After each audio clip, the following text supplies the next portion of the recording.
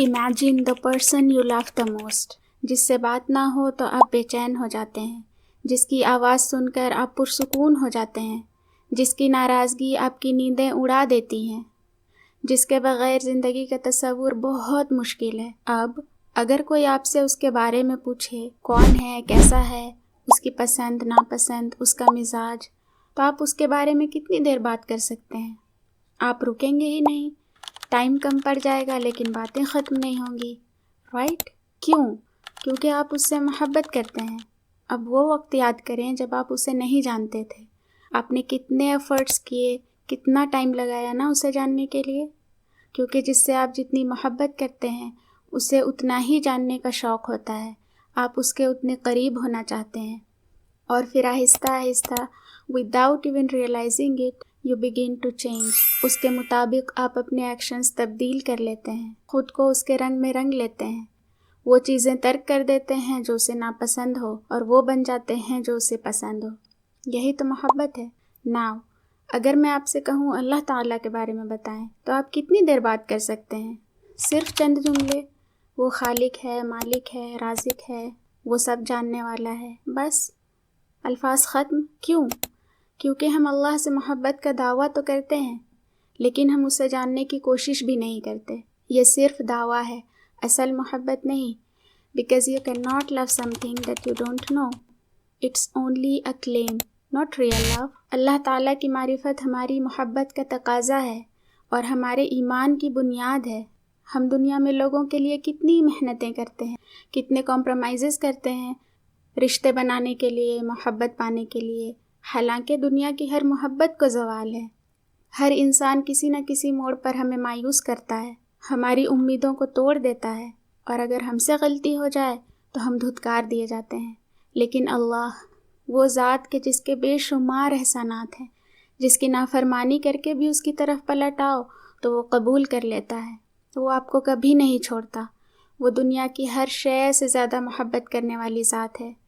So, if there is one relationship that deserves our deepest effort, our strongest attachment, it is our relationship with Allah subhanahu wa ta'ala۔ Now, the first step of any relationship is knowing the name۔ ہم اللہ تعالیٰ کی حقیقت کو اس دنیا میں مکمل طور پر نہیں سمجھ سکتے کیونکہ ہماری عقل محدود ہے، ہماری عقل ناقص ہے، لیکن ہم اللہ تعالیٰ کو اس کے ناموں اور صفات کے ذریعے سمجھ سکتے ہیں جو اس نے ہی ہمیں سکھائے۔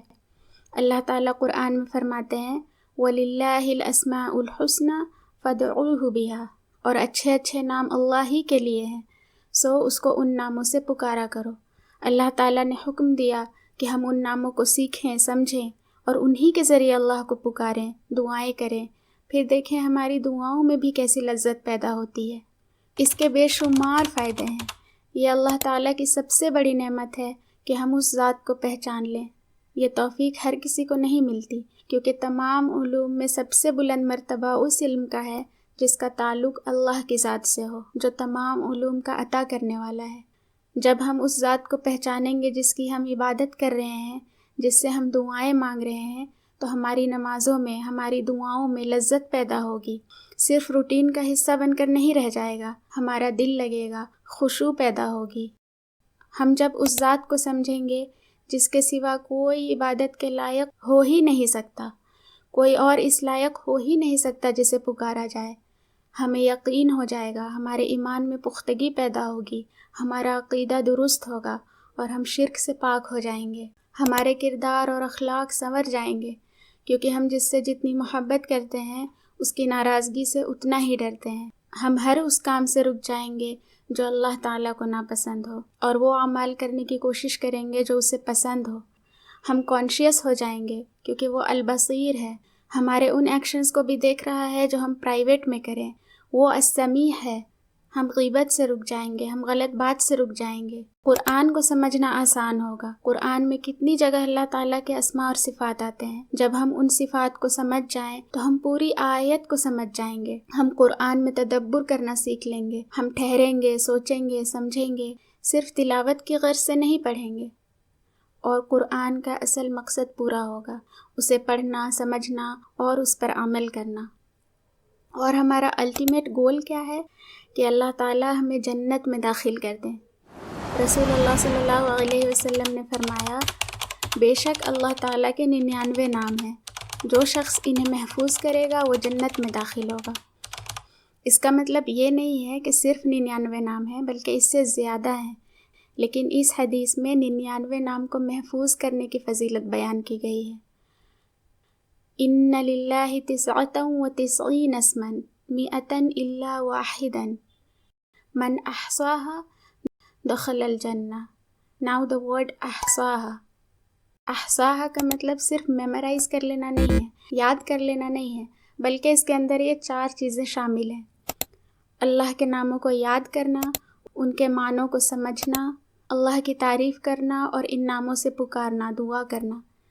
فار ایگزامپل، یا رزاق ہمیں حلال رزق عطا فرما، یا رحمان ہم پر رحم کر، اور ان ناموں کے تقاضوں کو پورا کرنا، یعنی اس کا اثر ہماری زندگی میں نظر آنا چاہیے۔ فار ایگزامپل، اللہ تعالیٰ رحمان ہے، رحم کرنے والے ہیں، اور ہم عباد الرحمن ہیں، ہم عبد الرحمن ہیں، تو ہمارے اندر بھی رحم کا جذبہ ہونا چاہیے۔ ہم عبد الغفور ہیں، ہمیں لوگوں کی غلطیاں درگزر کرنی چاہیے۔ اسی طرح احصاها کا مطلب ان 4 پوائنٹس میں پورا ہوتا ہے۔ انشاءاللہ آگے آنے والے ویڈیوز میں ہم ایک ایک نام کو اچھی طرح سمجھیں گے اور اپنے ڈیلی لائف میں امپلیمنٹ کرنا سیکھیں گے، تاکہ اس حدیث پر پورا اتر سکیں اور ان لوگوں میں شامل ہوں جن سے اللہ تعالیٰ نے جنت کا وعدہ کیا ہے۔ چلیں اللہ تعالیٰ کی معرفت کا یہ خوبصورت سفر ہم شروع کرتے ہیں۔ جزاکم اللہ خیرا۔ السلام علیکم ورحمۃ اللہ وبرکاتہ۔